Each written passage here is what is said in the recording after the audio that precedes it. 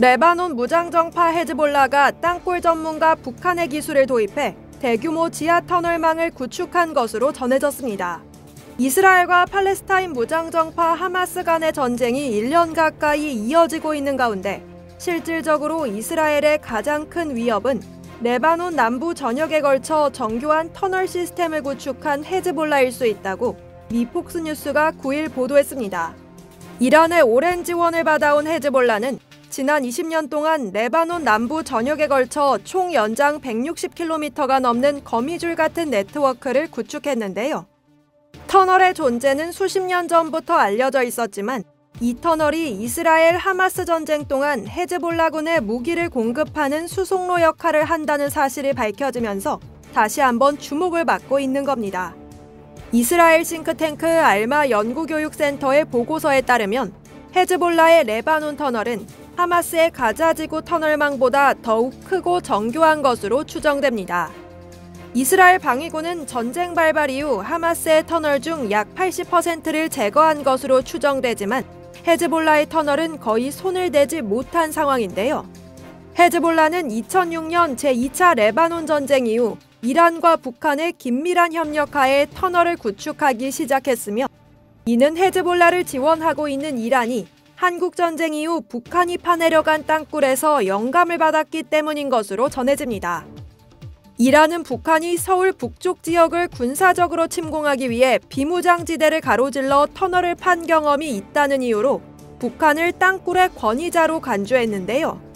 지금까지 발견된 북한 땅굴 4개 중 2개는 시간당 최대 3만 명의 병력과 장갑차, 전차, 야포 등의 무기를 수용할 수 있는 것으로 알려졌으며 헤즈볼라는 이를 이스라엘과의 전쟁에서 활용할 땅굴 작전의 청사진으로 삼았습니다.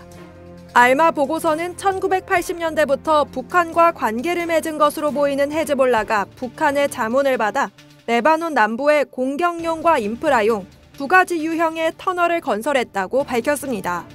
보고서에 따르면 공격용 터널에는 지휘통제실, 무기 및 보급창고, 야전병원, 그리고 모든 종류의 미사일을 발사할 수 있는 발사구역이 갖춰져 있는데요. 해당 발사구역에서 로켓, 지대지 미사일, 대전차 미사일, 대공 미사일과 같은 무기를 발사할 수 있으며 이곳은 숨겨져 있고 위장돼 있어 지상에서는 탐지할 수 없는 것으로 알려졌습니다.